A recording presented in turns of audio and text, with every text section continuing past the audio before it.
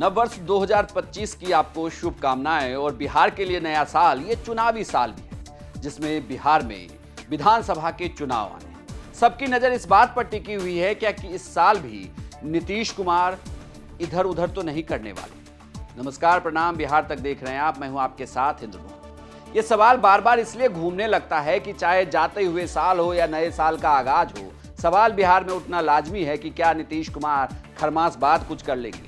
क्या कोई खिचड़ी पक रही है जिसका नतीजा निकलने वाला है। क्योंकि नीतीश कुमार दिल्ली भी आए, लेकिन यहां उनकी ना प्रधानमंत्री मोदी से मुलाकात हुई और ना ही बीजेपी के राष्ट्रीय अध्यक्ष जेपी नड्डा से। बेरंग वापस लौटे नीतीश कुमार और चुप्पी साध ली।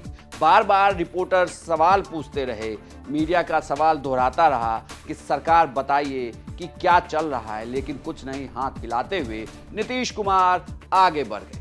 चेहरे पर मुस्कुराहट जरूर है, लेकिन क्या इसे माना जाए कि ये मुस्कान कुछ आगे खेल करने के लिए। लेकिन बात इस बात की कि इस सियासी 4 साल में अगर नीतीश कुमार एनडीए के साथ हैं तो सीटें बटेंगी कैसे और सीटों का बंटवारा होगा कैसे। इस पे हमने वरिष्ठ पत्रकार से राय जानने की कोशिश की।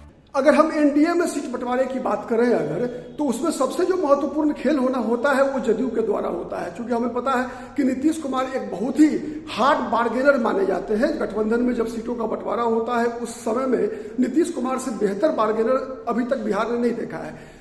आपको हमें याद होगा कि पिछले बार भी जब विधानसभा का चुनाव हुआ था, उस समय में चूंकि जदयू इतनी तेजी से बार्गेन कर रही थी, इस प्रकार का बार्गेनिंग था कि लोक जनशक्ति पार्टी चिराग पासवान को एनडीए से बाहर जाकर अपने बलबूते चुनाव लड़ना पड़ा।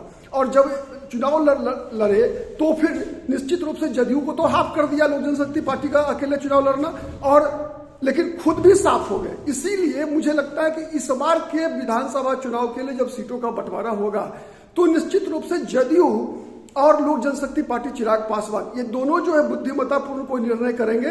और अगर उस बुद्धिमत्तापूर्ण निर्णय का आधार जो हो सकता है, मुझे लगता है यही होगा कि जिस प्रकार से लोकसभा के चुनाव के दौरान सीटों का बंटवारा हुआ, ठीक है, तो हमें पता है कि बिहार में विधानसभा में एक संसदीय सीट पर 6 विधानसभा सीटें हैं तो उस अनुसार अगर देखा जाए तो जैसे 17 विधानसभा सीटों पर भारतीय जनता पार्टी चुनाव लड़ी तो भारतीय जनता पार्टी को 102 सीटें मिलनी चाहिए।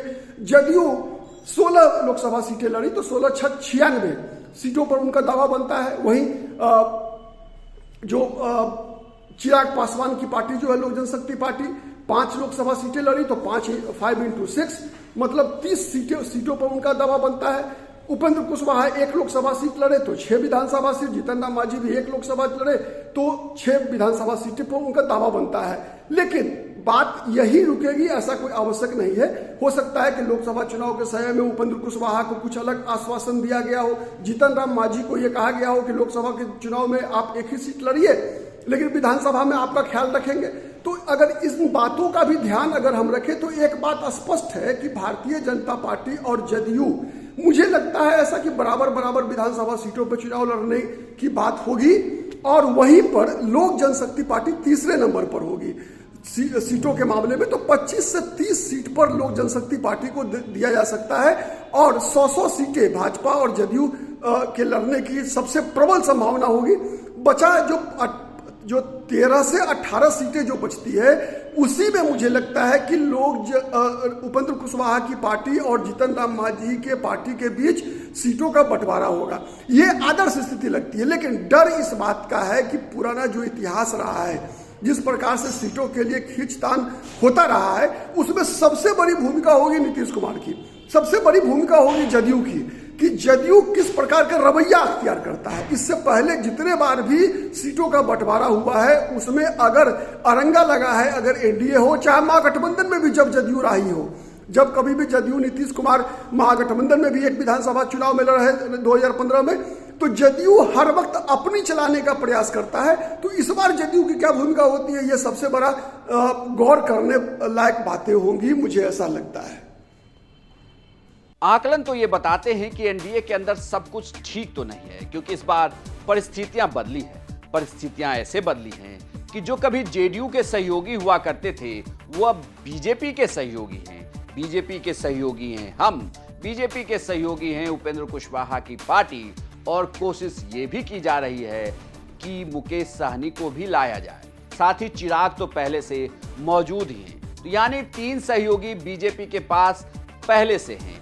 ऊपर से अगर आप देखें तो पशुपति पारस की नाराजगी भी चल रही है। अगर पशुपति पारस को भी साधा गया तो वो भी एक चौथी पार्टी होंगी। वहीं जेडीयू अकेले है फिलहाल इस रेस में, जिसके पास सीट अगर बढ़ती भी है तो वो सीटें उनके पास रहेगी। लेकिन कहा यह जा रहा है कि वो भी चाहते हैं कि मुकेश सहनी की एंट्री हो जाए, क्योंकि सहनी की पॉलिटिक्स जेडीयू को जच सकती है। अगर ये पॉलिटिक्स जची और सीटों का बंटवारा पहले के आधार पर हुआ जिस तरीके से बताया जा रहा है, तो ये तय मानिए कि एनडीए के लिए यह डगर मुश्किल नहीं होगी। लेकिन यह डगर इतनी आसान भी दिखती नहीं, क्योंकि सारा पेच फंसा है सीटों के बंटवारे में। तो नए चुनावी साल में क्या होगा सीटों का हाल, ये हम आपको बता रहे थे। बिहार की हर एक खबर पर है हमारी नजर। बिहार की तमाम खबरों के लिए देखते रहिए सिर्फ बिहार तक।